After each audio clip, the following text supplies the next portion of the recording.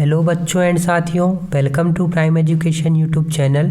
आज इस वीडियो में हम प्रतिभा पर मूल्यांकन वर्कशीट 2021-22 आपके खंड व प्रोजेक्ट कार्य को देखेंगे जो आपको घरों में हल करने के लिए दिया गया है। इसमें हम कक्षा 8वीं के विषय गणित विज्ञान सामाजिक विज्ञान के जो है प्रोजेक्ट कार्य को देखेंगे। तो चलिए वीडियो स्टार्ट करते हैं बिना किसी देरी के।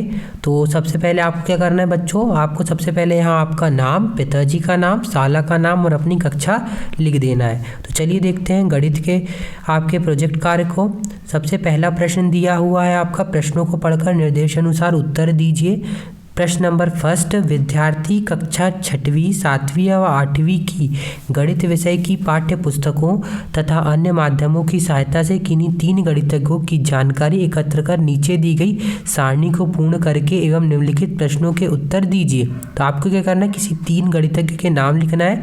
तो हम जो है सबसे पहले आर्यभट्ट का लिख देते हैं, श्रीनिवास रामानुजन, उसके बाद आपका श्री आर राव। तो 3 हम जो है गणितज्ञ का नाम लिख दिया। इनके जन्म तिथि लिख दी कि आर्यभट्ट की 476 ईस्वी, जन्म स्थान बिहार, शिक्षा नालंदा विश्वविद्यालय और खोज और गणित में योगदान तो खगोल विज्ञान के क्षेत्र में। इसके बाद श्रीनिवास रामानुजन 1887 में जन्म तिथि, इसके बाद तमिलनाडु में उनका जन्म स्थान और कुंभकोटम, ये जो है कुंभकोटम शिक्षा, मतलब उन्होंने कुंभकोटम विद्यालय से अपनी शिक्षा ग्रहण की थी। उसके बाद आपका है खोज व गणित के योगदान, तो गणित के 120 सूत्र में उनका जो है योगदान था।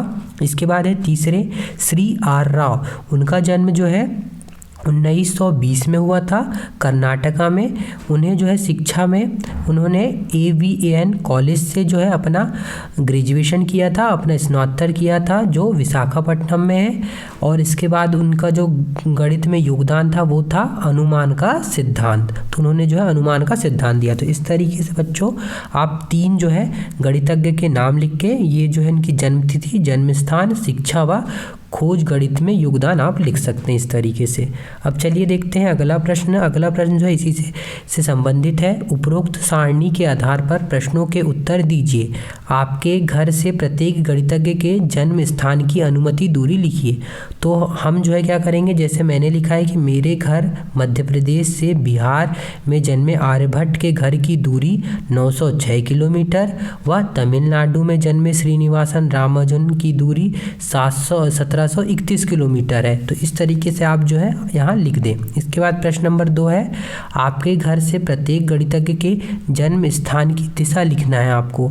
तो हम जो है मध्य प्रदेश में हमने यहाँ पे सबसे पहले लिखा है, तो हम मध्य प्रदेश से दिशा करेंगे कि आर्यभट्ट के घर से जो है मतलब मध्य प्रदेश की दिशा क्या हो जाएगी, पूर्व दिशा में हो जाएगी, क्योंकि वो बिहार पूर्व दिशा में हो जाता है। इसके बाद श्रीनिवासन रामानुजन के घर से दक्षिण दिशा में, इसके बाद श्री आर राव के घर से पश्चिम दिशा में हो जाएगा। तो इस तरीके से आप इसका उत्तर लिख दें। इसके बाद आपका प्रश्न नंबर 3 है बच्चों कि किन किन गणितज्ञों का जन्म ईसा पूर्व हुआ था एवं किन गणितज्ञों का जन्म ईसा शताब्दी के में हुआ था। तो मैंने जो है इसी क्वेश्चन को देखते हुए आर्यभट्ट का जो है इसमें नाम लिखा था, क्योंकि आर्यभट्ट का जन्म जो है ईसा पूर्व से पहले हुआ था, 476 ईसा पूर्व में हुआ था, इसलिए मैंने आर्यभट्ट का नाम लिखा था। तो आप यहाँ लिख सकते हैं आर्यभट्ट वाल्मीकि गणितज्ञ का जन्म ईसा पूर्व हुआ था व श्रीनिवास रामानुजन श्री आर राव का जन्म ईसवी शताब्दी के बाद हुआ था। तो इस तरीके से आप इसका उत्तर सही बिल्कुल लिख सकते हैं। इसके बाद आपका प्रश्न नंबर 2 है, विद्यार्थी अपने घर या आसपास के परिवेश से 10 वर्गाकार या 10 आयताकार वस्तुओं का चयन करें व चयनित वस्तुओं की लंबाई एवं चौड़ाई मापकर निम्नलिखित सारणी को पूरा करें। तो आपको 10 आयताकार और जो है वर्गाकार वस्तुओं के नाम लिखना है। तो जैसे यहाँ बिस्कुट दिया है, तो हम बिस्कुट में वस्तु की लंबाई लिख देंगे 5 सेंटीमीटर, वस्तु की चौड़ाई लिख देंगे 3 सेंटीमीटर। इसके बाद परिमाप निकालना है, तो अब हम चूँकि हमने यहाँ क्या लिखा है 5 सेंटीमीटर लंबाई और 3 सेंटीमीटर चौड़ाई, तो ये क्या हो गया, एक आयत हो गया, क्योंकि आयत की जो है क्या होता है, आमने सामने वाली भुजा बराबर होती है। अगर इसमें वस्तु की लंबाई और चौड़ाई बराबर होती तो वो वर्ग कहलाता है। इसलिए अब यहाँ हमारा क्या लगेगा, आयत का परिमाप, और आयत का परिमाप का सूत्र क्या होता है साथियों, तो 2 गुणा लंबाई प्लस चौड़ाई। तो लंबाई और चौड़ाई हमारी क्या हो जाएगी 5 + 3 8, और उसमें 2 का गुणा कर देंगे तो क्या आ जाएगा 16 सेंटीमीटर। तो इस तरीके से आप यहाँ परिमाप निकाल लेंगे। अब क्षेत्रफल क्या होता है, तो आयत का क्षेत्रफल होता है लंबाई गुणा चौड़ाई, यानी हम 5 का गुणा 3 में कर देंगे तो क्या आ जाएगा 15 सेंटीमीटर। इसी प्रकार जो है पुस्तक की जो है लंबाई 15 सेंटीमीटर, उस वस्तु की मतलब पुस्तक की चौड़ाई 10 सेंटीमीटर। अब इसका परिमाप निकालेंगे तो 2 गुणा 10 और 15 जुड़ेगा तो कितना हो जाएगा आपका 10 और 15 जोड़ जाएगा तो हो जाएगा 25। अब 2 में गुणा कर देंगे तो क्या हो जाएगा 50 सेंटीमीटर। तो इस तरीके से आपका परिमाप आ गया। और क्षेत्रफल के लिए आप क्या करेंगे, लंबाई और जो चौड़ाई है उसका गुणा कर देंगे, यानी 15 सेंटीमीटर का 10 सेंटीमीटर में गुणा कर देंगे तो क्या हो जाएगा 150 सेंटीमीटर। तो इसी तरीके से आप जो है यहाँ वस्तु के नाम लिख सकते हैं, जिसमें आप आयताकार और वर्गाकार वस्तुओं के नाम लिख देंगे। अब मैंने एक जो है इसमें इस तरीके से मैंने लिख दिया है, तो आप इन्हीं जो है वस्तुओं के नाम लिख सकते हैं। मैंने एक वर्गाकार वस्तु का भी नाम लिख दिया है, ताकि आपको अगर वर्गाकार वस्तु लिखना है तो वर्गाकार वस्तु का भी आप लिख सकते हैं। जैसे क्यूब यानी पजल जो होता है जिसे हम सॉल्व करते हैं वो वर्गाकार होता है, क्योंकि उसमें चारों जो कोने होते हैं मतलब चारों बराबर होती हैं भुजाएं, आमने सामने ऊपर नीचे की भुजाएं बराबर होती हैं। तो अब उस कंडीशन में क्या होगा कि हमारी लंबाई भी 8 सेंटीमीटर हो जाएगी और वर्ग की चौड़ाई भी यानी उसकी एक दूसरी भुजा भी कैसी हो जाएगी 8 सेंटीमीटर। अब हमको क्या निकालना है, अब ये एक वर्ग हो गया तो वर्ग का परिमाप निकालना है। तो वर्ग का परिमाप का सूत्र होता है 4 गुणा भुजा। तो 4 गुणा भुजा हमारा क्या हो जाएगा, भुजा गुणा भुजा होता है, मतलब वर्ग का परिमाप होता है भुजा गुणा भुजा। तो एक भुजा है 8 सेंटीमीटर, दूसरी भुजा है 8 सेंटीमीटर, तो इसका क्या हो जाएगा 8 अठैया 64। इसके बाद हमें वर्ग का क्षेत्रफल निकालना है। तो वर्ग का क्षेत्रफल का सूत्र होता है भुजा का वर्ग, यानी 8 सेंटीमीटर एक भुजा, उसका वर्ग हो जाएगा 64। तो इस तरीके से आप जो है वर्गाकार और आयताकार जो है आप यहाँ वस्तु लिख के उनका आप क्षेत्रफल और परिमाप निकाल सकते हैं। अब चलिए देखते हैं आगे का प्रश्न बच्चों। उपरोक्त सारणी के आधार पर निम्नलिखित प्रश्नों के उत्तर दीजिए। किस वस्तु का क्षेत्रफल सबसे अधिक है, तो आप जो भी वस्तु लिखेंगे उसका आप यहाँ नाम लिख दें। तो जैसे हमने यहाँ डस्टर का क्षेत्रफल सबसे अधिक है। किस वस्तु का परिमाप सबसे कम है, तो रबर का जो है परिमाप सबसे कम है। सबसे अधिक क्षेत्रफल व सबसे कम क्षेत्रफल वाली वस्तु के क्षेत्रफलों में कितना अंतर है, तो हम जो है सबसे अधिक क्षेत्रफल हो जाएगा जिस वस्तु का, उससे सबसे कम क्षेत्रफल वाली वस्तु को जो है घटा देंगे तो हमारा यहाँ 150 सेंटीमीटर का अंतर है। इसके बाद बच्चों प्रश्न नंबर 4 है, ऐसी वस्तुओं के नाम लिखिए जिनकी लंबाई व चौड़ाई बराबर होती है। अब लंबाई व चौड़ाई बराबर होना मतलब वर्ग यानी क्यूब पजल। तो आप इस तरीके से इसका उत्तर लिख सकते हैं। चलिए बच्चों अब आगे देखते हैं अब आपका जो है प्रतिभा पर मूल्यांकन वर्कशीट 2021-22 का आपका विषय विज्ञान के प्रोजेक्ट कार्य को देखते हैं। इसमें आप इसी तरीके से आप अपना नाम लिख लें, पिताजी का नाम, स्कूल का नाम और कक्षा लिख लें। चलिए देखते हैं। सबसे पहला प्रश्न है, पोलियो सुरक्षा अभियान एवं टीकाकरण अभियान से संबंधित जानकारी का अध्ययन करना है। आपको बचपन में अनेक रोगों से बचाव के लिए विभिन्न प्रकार के टीके दिए होंगे। आप अपने माता पिता का अभिभावक से पूछकर सूची के नाम लिखना है। तो हमें जो है जो टीकाकरण होता है पोलियो से लेके उसके नाम लिखना है। तो जन्म के समय BCG का टीका लगता है। उसके बाद 3 माह में DPT का टीका लगता है। 6 माह में यहाँ हेपेटिस B का टीका लगता है। 9 माह में खसरा का टीका लगता है और 24 माह में OPV बूस्टर का टीकाकरण लगता है, यानी टीका लगता है। तो इस तरीके से आप जो है यहाँ लिख सकते हैं।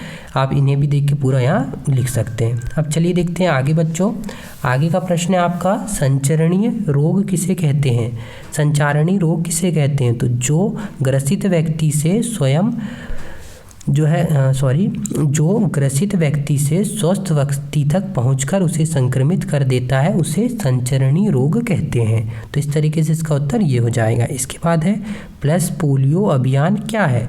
तो प्लस पोलियो अभियान तो भारत में विश्व स्वास्थ्य संगठन वैश्विक पोलियो उन्मूलन प्रयास परिणाम स्वरूप 1995 में प्लस पोलियो टीकाकरण प्रारंभ किया। इसके बाद इसका जो उत्तर है मैंने नीचे लिख दिया है।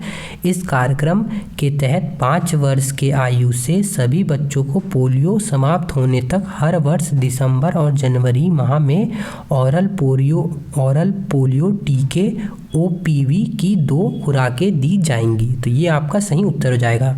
तो ये आपका ये नीचे वाला और ये मिला के आपका ये पूरा आपका यहाँ उत्तर हो जाएगा। इसके बाद आपका प्रश्न नंबर 4 है, पोलियो का टीका वर्तमान में किस प्रकार दिया जाता है तथा 20 वर्ष पूर्व इसे किस प्रकार दिया जाता था।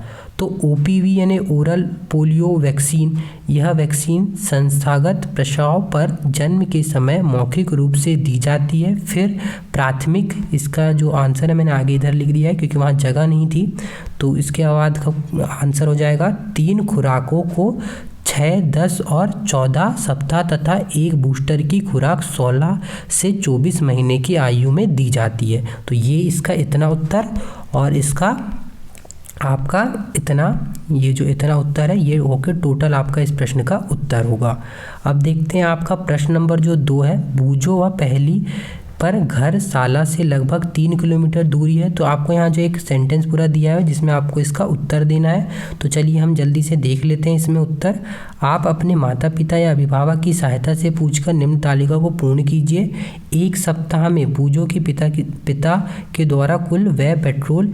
तो यहाँ एक सप्ताह में अगर हम ये समझ लें कि एक दिन में आधा लीटर पेट्रोल लगता है तो एक सप्ताह में कितना लगेगा, 7, मतलब उसका हम क्या कर देंगे, आधा कर देंगे तो 3.5 लीटर आपका जो है पेट्रोल लगेगा। इसके बाद है कि आपका पहली में मतलब पहली में जो पिता के द्वारा कुल व्यय डीजल, तो पहली में आपको बताया है कि जो डीजल है वो एक दिन में 2 लीटर लग रहा है तो 7 दिन में कितना लगेगा, 14 लीटर लगेगा। इसी प्रकार पर अब यहाँ है कि अब फरवरी 2021 में, तो आपको बताना है कि फरवरी 2021 में कितना लगेगा इसी के अनुसार।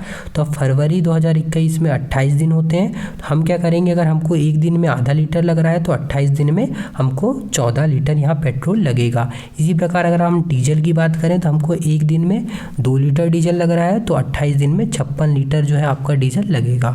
इस तरीके से आप इसका उत्तर लिख दें। अब चलिए देखते हैं अब आगे प्रश्न नंबर 3 दिया है इसमें, वर्तमान में 1 लीटर पेट्रोल का कुल मूल्य कितना है आपको बताना है। तो इस टाइम पे जो अभी लगभग जो है 100 रुपये के पास जो है आपका पेट्रोल का मूल्य है।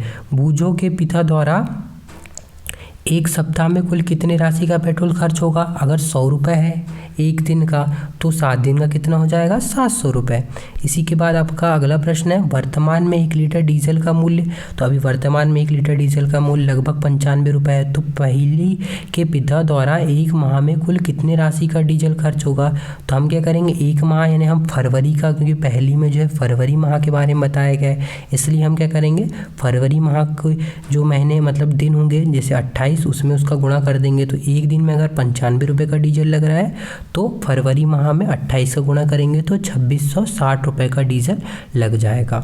अब आपका अगला प्रश्न है कि वायु प्रदूषण के आपको कोई 2 कारण बताना है। तो वायु प्रदूषण के कोई 2 कारण तो कौन कौन से हो जाएंगे, बड़े बड़े कारखानों की चिमनियों से निकलने वाले धुएं की वजह से, और वाहन यानी जो यातायात में हम यूज़ करते हैं उनकी वजह से जो है वायु प्रदूषण होता है। अब अगला प्रश्न आपका है बच्चों कि ऊर्जा के नवीनीकरण स्रोत कौन कौन से हैं के नाम लिखना है। तो ऊर्जा के नवीनीकरण स्रोत कोयला, तेल एवं प्राकृतिक गैस आदि पर निर्भर करते हैं। तो इस तरीके से इसका ये उत्तर हो जाएगा।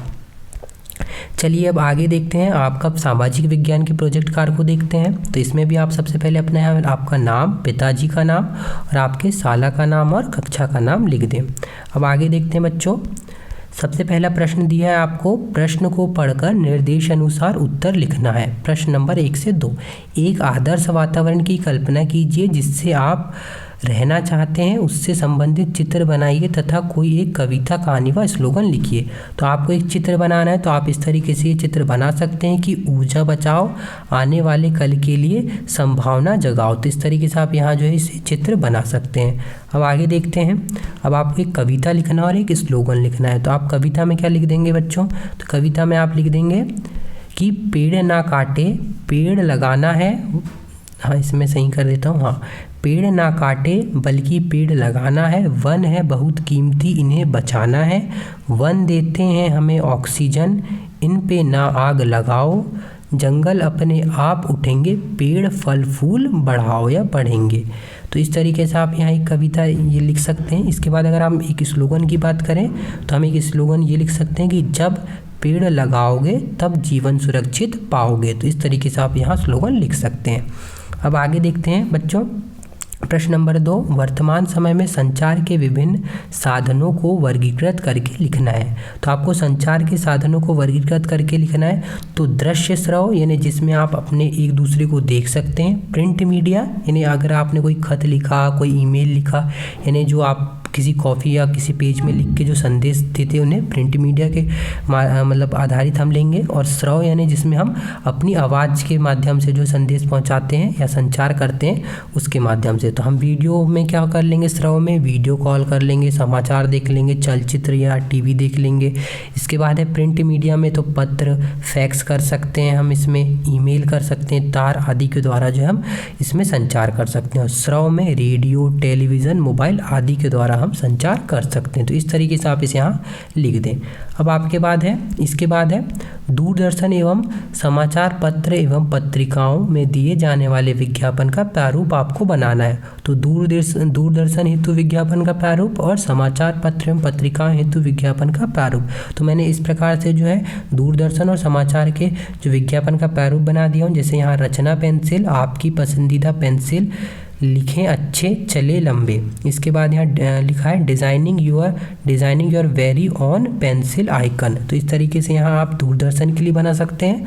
और यहाँ सपना कलम सफलता के रास्ते में सहायक, सपना कलम बिना रुकावट के, सपना कलम लिखे लगातार। तो इस तरीके से आप यहाँ समाचार पत्रों के लिए विज्ञापन का प्रारूप यहाँ लिख सकते हैं। तो ये वीडियो यहीं समाप्त होता है बच्चों। उम्मीद करता हूँ आप सबको वीडियो अच्छा लगा होगा।